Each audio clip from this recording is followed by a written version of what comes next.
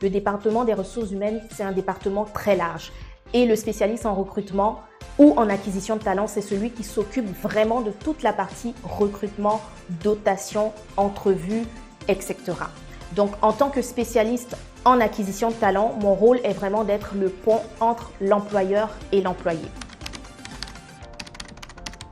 En tant que spécialiste en acquisition de talent, avec les expériences que j'ai acquises, je me suis rendu compte qu'il faut aller un peu plus loin que regarder uniquement les compétences chez un candidat.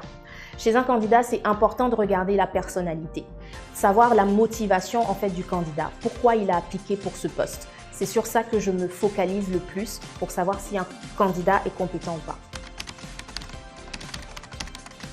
Le poste de spécialiste en acquisition de talent a de grandes chances de prospérer en Côte d'Ivoire, tout simplement parce que nous valorisons l'humain.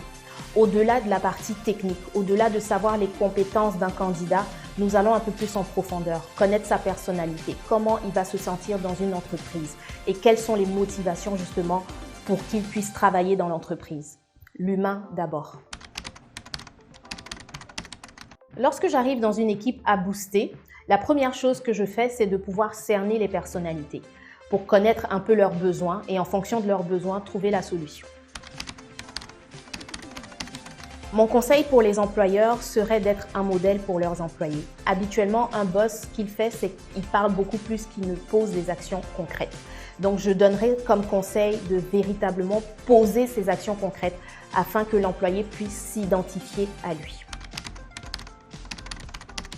À l'heure de la digitalisation, le spécialiste en acquisition de talent a toujours sa place. Pourquoi? Parce que la première fonction du spécialiste en acquisition de talent, c'est le recrutement. Une machine peut recruter, mais ne peut pas connaître une personnalité. Et des fois, on peut se tromper avec les compétences. C'est pour ça qu'au début, j'avais mentionné justement que je ne partais pas uniquement avec les compétences, mais j'allais beaucoup avec la motivation et la personnalité. Et ça, un ordinateur ne peut pas le faire, malheureusement. D'où l'importance de ne pas négliger le département des ressources humaines. Habituellement, les chefs d'entreprise ne trouvent pas nécessaire d'avoir un département de ressources humaines. Pour eux, ce sont plus des coûts qu'autre chose. Mais comme je disais au début, les ressources humaines sont la partie humaine. C'est vrai qu'on rentre dans une ère de digitalisation intense, mais on ne peut pas changer l'être humain. Il y a des choses que l'être humain comprend et un ordinateur ne peut pas le remplacer, tout simplement.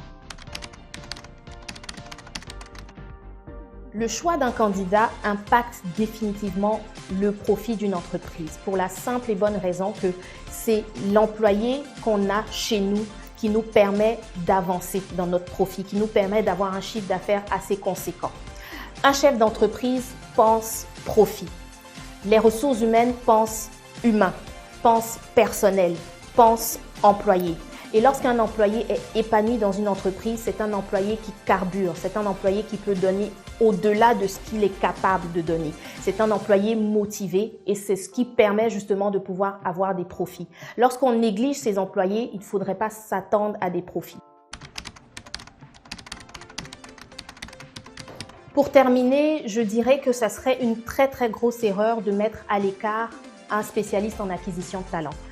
Pourquoi? Parce que le spécialiste en acquisition de talent, c'est celui qui déniche les meilleurs talents. Un chef d'entreprise n'a pas le temps de réfléchir sur le nombre d'entrevues qu'il aura à faire, le genre de profil qu'il a à engager et c'est le spécialiste des acquisitions de talent qui s'en occupe. Ce qu'on peut retenir de tout ce que j'ai dit aujourd'hui, c'est qu'on ne peut pas remplacer l'humain. C'est vrai qu'on peut optimiser le département des ressources humaines, mais on ne peut pas l'abolir complètement.